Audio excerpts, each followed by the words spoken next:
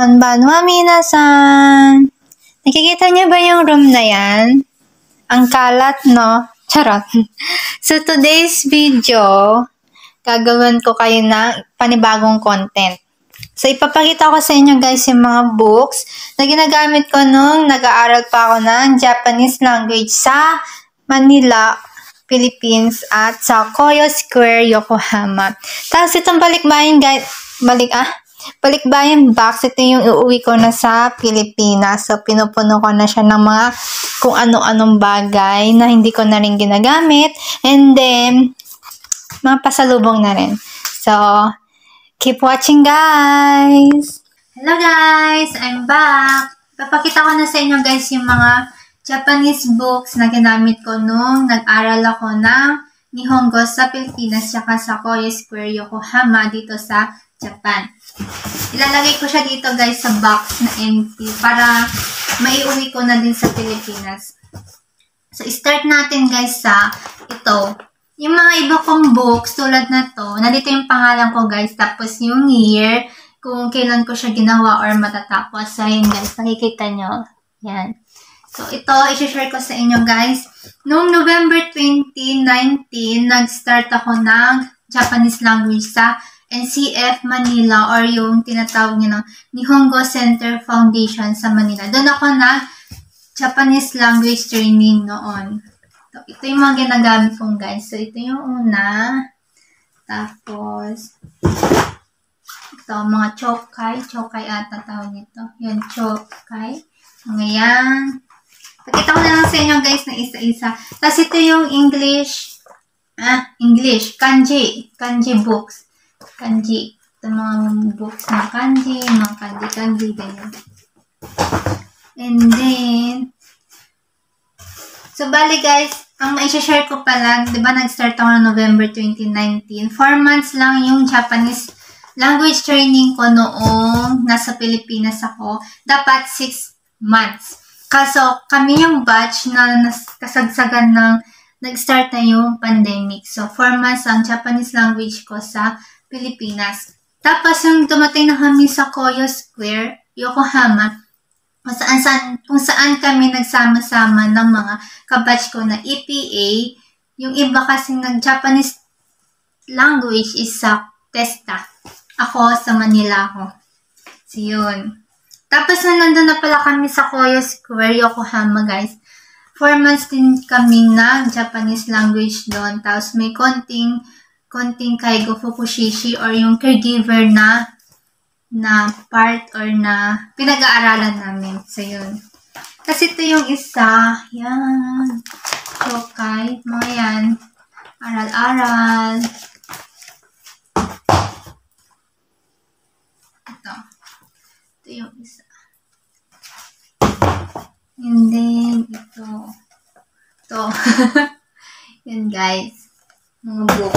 Yung mga blue, itong mga red pala guys, ito yung parang pinaka-basic na Japanese na pinag-aaralan namin. Parang N5, N4, mga topic nga. Tapos meron pa palang guys, itong blue na book na to, yung parang pang ano na yata to, pang N3, N2, N1 level. Sobrang hirap na to guys. So ito naman yung ginamit namin na books. Ito yung kanji red na book. Kanji. Yan. Tapos ito. Yan, guys. Marami kami ginamit na libro eh. Pero ngayon, itong mga ito, hindi ko na siya nagagamit. Or na-open. Yan. Mga basic siya. Dahil kapag napadpad na kayo sa facility after nyo sa Koyo Square, Yokohama, more on kaigo books na kayo, guys. Kung napanood nyo yung last na video ko, yung mga bagong books ng Kaigo Fukushishi or yung caregiver na books, yun na talaga yung pinaghahanda sa amin bago kayo mag-exam. Ang gulo. So, yun lang guys. So, ito pa yung blue books. Yan. Yung Nihongo book. Kasi ito yung isa. Medyo mahirap na kasi yung mga yung pinag-aaral. Hindi ko na siya halos nagagamit. Ito. Tapos nalaman ko ata this year, meron ng dumating na batch 16 na EPA. So, every year to guys. Every year nag-open ang GPEPA or yung GQuels kung saan ako nag-apply. So, next year, abangan nyo ulit yung next na application para sunod na kayo. Yung mga gusto mag-Japanese, mag-trabaho sa Japan. Tapos ito naman guys, yung mga notes. Parang notes lang siya ng mga kanji. Yan, hindi ko pa siya natatapon. So, yung iba, itatapon ko na pag di ko na nagagamitan. Ito. Yan. Kapag aaralan nyo to, pag nakapag-Japan kayo, ito. Tapos, pag naging GPEPA kayo, ito yung mga pinapagamit sa inyo. And then, ito pala guys, yellow book. Yan. Ito yung unang book. Ano ba ito?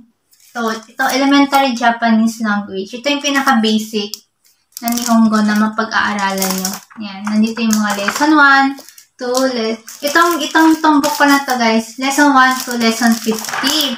Yung kasagsagan kasi ng Japanese language ako sa Pilipinas is hanggang lesson 33 lang kami natapos. Dapat lesson 50. Kaso nagka-pandemic, di ba, kailangan nang magsipag-uwian, ganyan.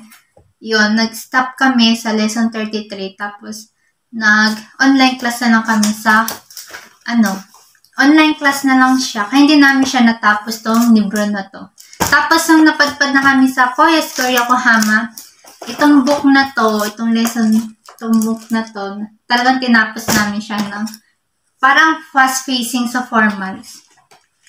Yun. 4 months na yung Japanese language na. So, parang sa 1 a day or yung 1 day class namin, lesson 1 to lesson 2 as in mabilisan na facing ng Japanese training namin. Ito na yung pinakamahirap na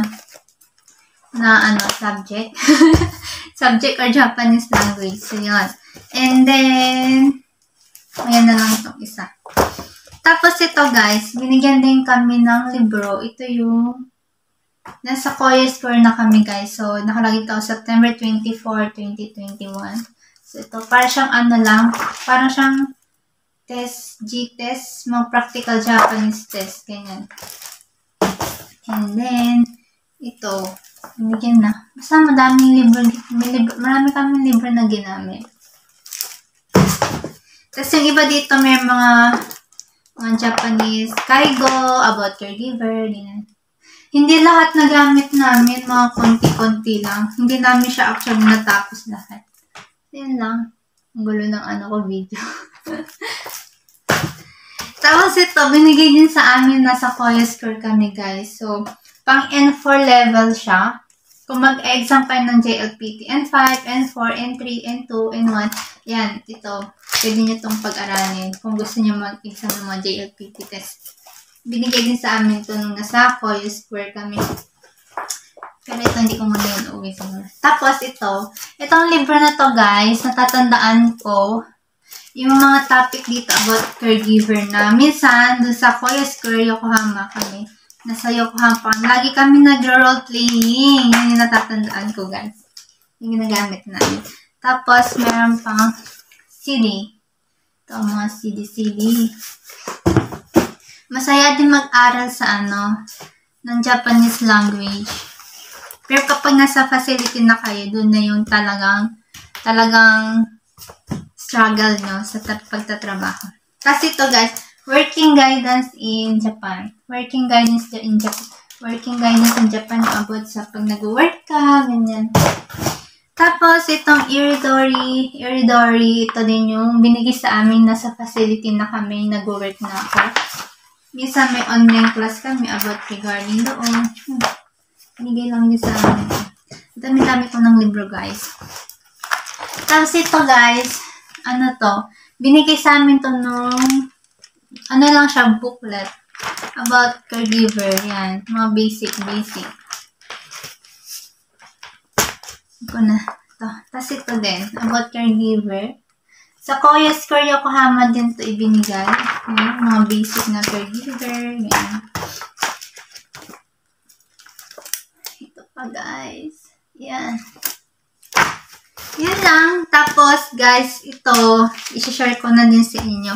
Ito, bigay ng sensei ko kapag nagbe-benkyo ako every Thursday sa facility kahit may work ako.